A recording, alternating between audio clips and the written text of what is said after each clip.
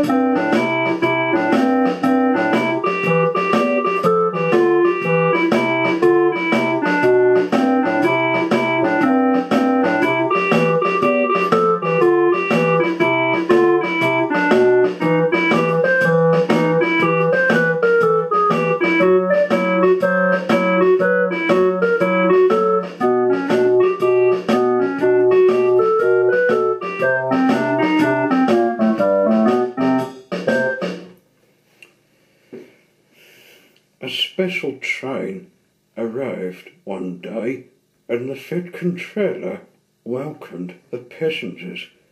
They looked at everything in the yard and photographed the engines.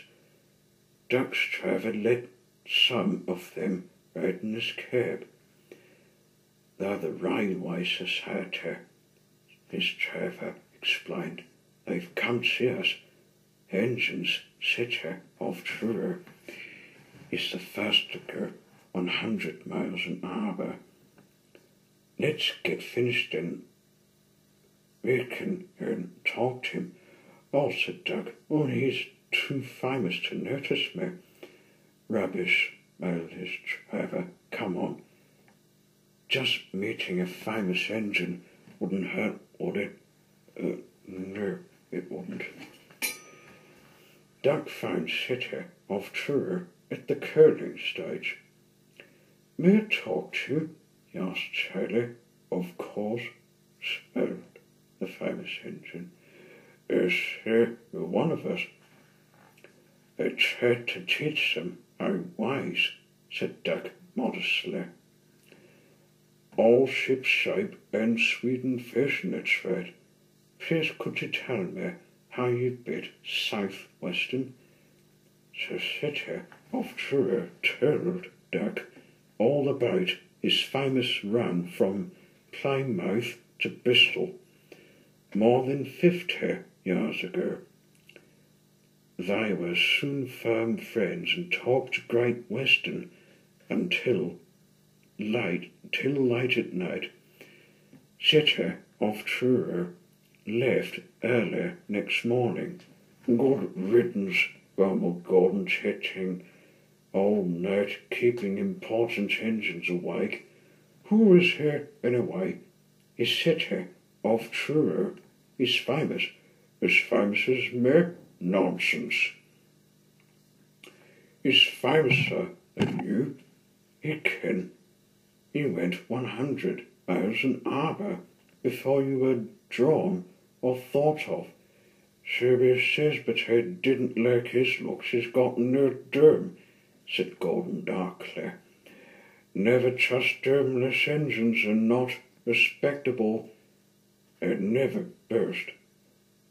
Gordon continued modestly, but 100 miles an hour would be easy for me, would be. Presently, Doug took some trucks to Edward Station. He was a bit cross, and it was lucky for the trucks they tried no tricks. Hello, called Edward. The famous city of Truro came through this morning. He whistled to me. Wasn't it kind? It's the finest engine in the world, said Doug, and he told Edward about city of Truro and what Gordon had said. Take no notice. Don't take any notice, soothed Edward. He's just jealous. He thinks no engine could be famous than him. Look, he's coming. Gordon's boiler seemed to have swollen something larger than ever. He was running ever fast. He swayed up and down, and from side to side his wheels pounded the rails. He did it, I'll do it. He did it, I'll do it. He panted.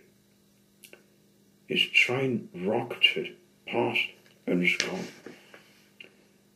Edward chuckled and winked at Edward. Gordon's trying to do city of Truro, he said. Doug is still ever cross.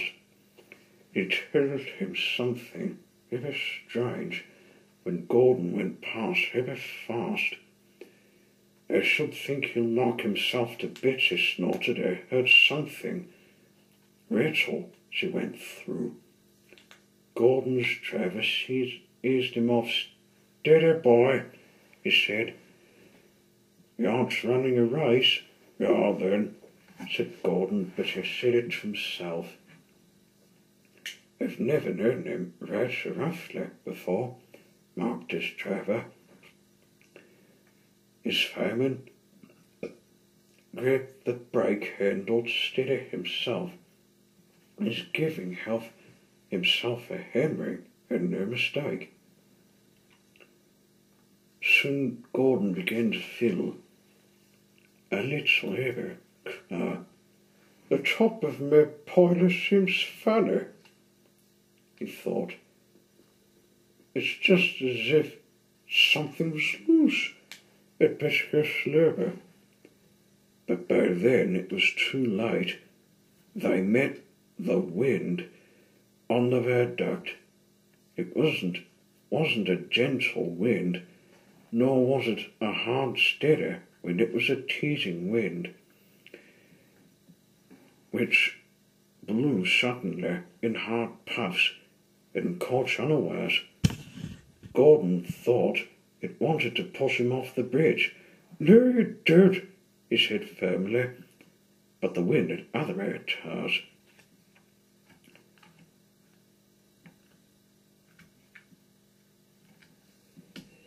It curled round his boiler, crept under his loose stern, and lifted it off and away into the valley below. It fell on the rocks with a clang. Gordon was most ever uncomfortable. He felt cold. Maybe his dome wasn't, and besides people laughed at him as he passed.